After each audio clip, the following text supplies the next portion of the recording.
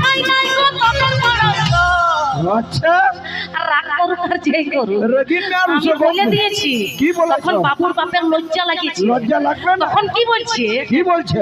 একই আসতে বল শুনতে পাবেন তো, একই আসতে বল শুনতে পাবেন তো।